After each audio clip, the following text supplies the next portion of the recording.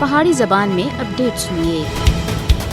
کسی بھی ملک دی تعمیر و ترقی تے امن و امان دے قیام وچ اس ملک دی حکومت دا اہم اور کلیدی کردار ہوندا ہے۔ اس کے علاوہ لوکاں دی جان، مال اور عزت و آبرو دی حفاظت بھی حکومت دی ذمہ داری بنتی ہے۔ لیکن بھارتی عوام دی اے بدنصیبی ہے کہ انہاں دے سراں تے کہ جی ہندو انتہا پسند حکومت مسلط ہوئی ہے، جس سن نہ صرف ملک دے اندر مذہبی منافرت، فرقہ واریت، تعصب اور نفرت دے بیج رائن بلکہ گوانڈی ملکاں دے نال دشمنی وچ وعدہ کیتا ہے۔ جد تھی بات بھارت وچ ہندو انتہا پسند مودی حکومت آئی ہے، انہاں سن کوئی جا موقع ہاتھوں نہیں جان دیتا جس وچ پاکستان کو بدنام کرنے دی کوشش نہ کیتی گئی ہوگا۔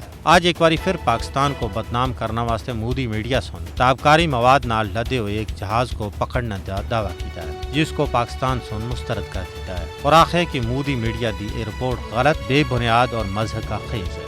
تابکاری کھیپ ضبط کرنا دے بھارتی دعوے دا مقصد بین الاقوامی برادری کو گمراہ کرنا ہے، حالانکہ پاکستان دے تمام جوہری پلانٹس اور ریسرچ سینٹر بالکل محفوظ ہاتھاں وچ ہیں۔ یہ جھوٹا دعویٰ او بھارت کر رہا ہے جتھے 13 کاٹ تھی کاٹ 2 باری انتہائی تابکاری یورینیم دی غیر قانونی فروخت دی اطلاعات سامنے آئی ہیں۔ اگر ماضی دا جائزہ کیا جائے تو 1994 تھی ہونا تھی کر بھارت وچ اعلیٰ معیار دے یورینیم کو ضبط کرنے تھی متعلق 11 واقعات رپورٹ ہوئے۔ ہندوستان وچ یورینیم دی غیر قانونی تجارت دے بارے وچ رپورٹاں ڈونگی تشویش دا باعث ہیں کیونکہ او حکومت دی گرفت دی کمزوری دی طرف اشارہ کر رہی ہیں۔ ہندوستان وچ یورینیم دی غیر قانونی تجارت سن اس دے حفاظتی اقدامات تے کئی سارے سوالات کھڑے کر دیتے ہیں۔ ضرورت اس گل دی ہے کہ دنیا کو بھارت وچ یورینیم دی چوری دے واقعات دی مکمل تحقیقات کرنی چاہیے۔